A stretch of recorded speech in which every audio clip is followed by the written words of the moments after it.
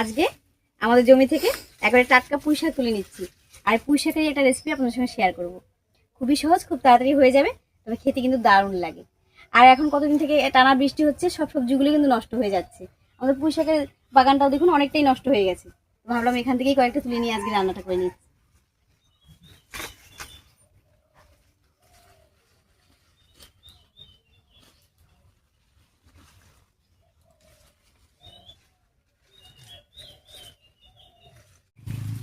এই পুঁই শাকের বাগানটাও কিন্তু আমার বাবা লাগিয়েছে।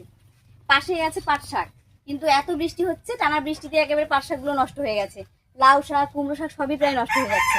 এত বৃষ্টি চললে কোনো সবজি কিন্তু ভালো হয় না। যাই হোক, পুঁই শাকটা তুলে নিয়েছি, এবারে নিয়ে বেছে দিচ্ছি।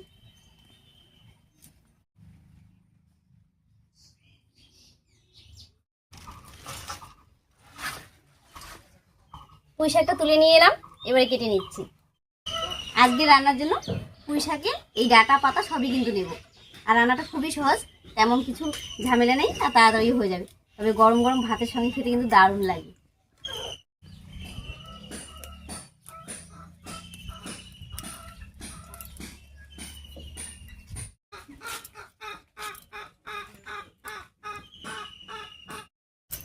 পুঁইয়ের ডাঁটা যতই নরম হোক, কাটার সময় কিন্তু এক পাশে এরকম একটু ছালটা ছাড়িয়ে দিতে হয়, তাহলে লবণ লঙ্কা সবকিছু কিন্তু ভেতরে ঢোকে আর খেতেও ভালো লাগে। বাড়িতে এরকম সবজি বাগান থাকলে অনেক সুবিধা, যখন ইচ্ছে হয় তখনই কিন্তু একেবারে টাটকা সবজি তুলে এনে খাওয়া যায়। আর বাজার থেকে আনলে অনেক সময় কি হয়, শুকিয়েও যায় আর খেতেও অনেক বেশি ভালো লাগে না, নষ্ট হয়ে যায় অনেক সবজি। আর আমার বাবা এই সবজি বাগানগুলো লাগায়, তাই আমরা খেতে পাচ্ছি। আর বাবা না থাকলে যে কি হবে, তখন কি লাগাবে কে জানে।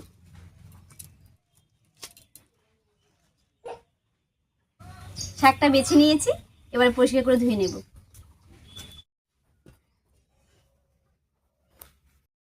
কেটে ধুয়ে পরিষ্কার করে নিয়ে এসেছি। আর দেখুন কতগুলো শাক, তবে রান্না করলে কিন্তু অনেকটাই কমে যাবে। এবার উনুন জ্বালিয়ে ঝটপট করে রান্নাটা করে নিচ্ছি। আজকের রান্নাটা এই উনুনে করব। আর কয়েকদিন আগে আমি এই উনুনটা বানিয়েছিলাম, আপনারা যারা দেখেছেন তাদেরকে অনেক অনেক ধন্যবাদ। আর যারা দেখেননি তারা একবার হলেও এই উনুনের ভিডিওটা দেখবেন, আশা করছি আপনাদের খুব ভালো লাগবে। এটা আমি একটা মাটির কলসি দিয়ে বানিয়েছিলাম, খুবই সহজ করে বানিয়েছি। আপনারা দেখবেন, আপনাদের ভালোই লাগবে।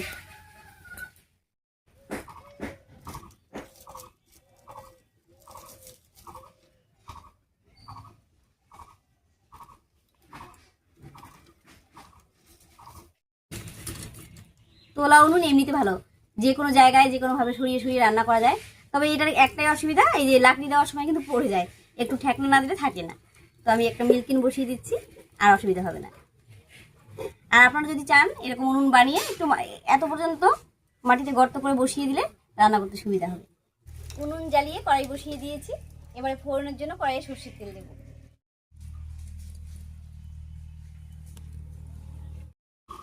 নতুন উনুন আজকেই জ্বালালাম, তাও দেখুন কি সুন্দর জ্বলছে। আর আমি যে উনুনগুলো বানাই সবগুলোই কিন্তু এরকম জ্বলে। এর আগে আমি স্টিলের গামলায় একটা উনুন বানিয়েছিলাম, 2 বছর থেকে রান্না করছি, আর প্রতিদিন রাতে রুটি করি, এখনো ভালো আছে উনুনটা। আর যে কোনো উনুনের এরকম ভেতরটা যদি একটু বড় হয়, মুখটা বড় হয়, তাহলেই কিন্তু ভালো জ্বলে। ফোড়নের জন্য তেলটা গরম হয়ে গেছে, এবারে ফোড়ন দিয়ে দিচ্ছি। প্রথমে দিয়ে দিচ্ছি গোটা জিরা, একটা শুকনো লঙ্কা, এর উপরেই দেবো পেঁয়াজ কুচি।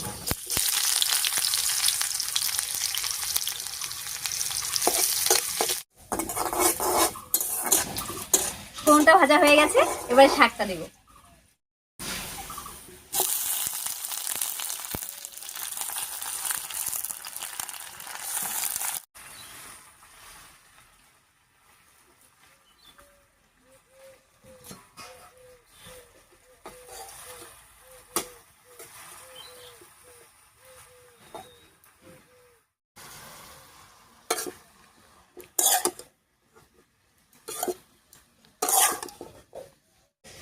ফোড়নের উপরে শাকটা দিয়ে নাড়িয়ে নিয়েছি, এবারে স্বাদ মতো লবণ আর হলুদ দেবো।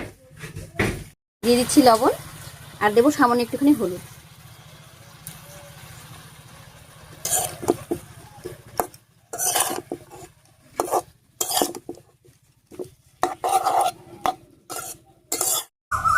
লবণ হলুদ দিয়ে খুব ভালো করে মিশিয়ে নিয়েছি, আর দেখুন কতটা জল উঠে গেছে। এবার একটু ঢাকা দিয়ে রান্না করে নেবো, আর এই ফাঁকে আমি একটুখানি মশলা করে নিচ্ছি।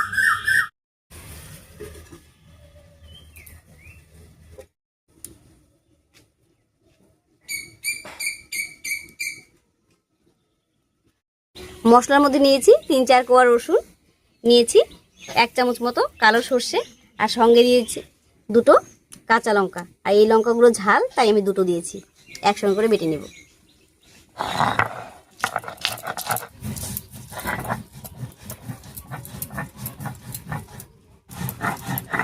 মশলাটা বাটা হয়ে গেছে, একবারে নামিয়ে নিচ্ছি। এদিকে ঢাকা দিয়ে পুঁই শাকটা বেশ কিছুক্ষণ রান্না হয়ে গেছে, এবারে ঢাকাটা তুলে নিচ্ছি।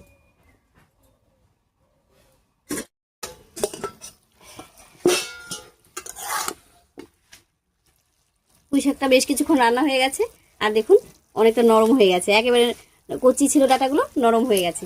এবার এর উপরেই দিয়ে দিচ্ছি বাটা মশলাটা। আর আলাদা করে জল দেব না, এই জলেই রান্নাটা হয়ে যাবে।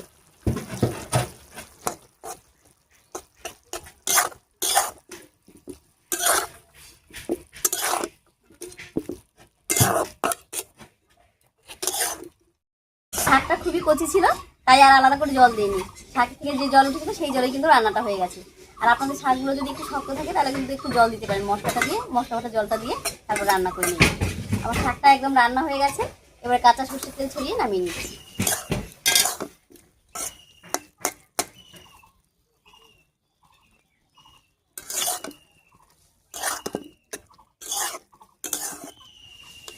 তবে যারা রান্নায় মিষ্টি খেতে পছন্দ করেন, নামানোর আগে 1 চামচ চিনি দিয়ে নামিয়ে নিতে পারেন, খেতে বেশ ভালো লাগবে।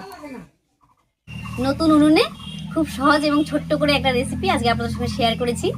রেসিপিটি কেমন লেগেছে অবশ্যই কমেন্টে জানাবেন। যদি ভালো লাগে একটা লাইক করে দেবেন এবং চ্যানেলটিকে সাবস্ক্রাইব করে এভাবে আমাদের পাশে থাকবেন। আজ এই পর্যন্তই, আবার দেখা হচ্ছে নতুন কোনো রেসিপি নিয়ে।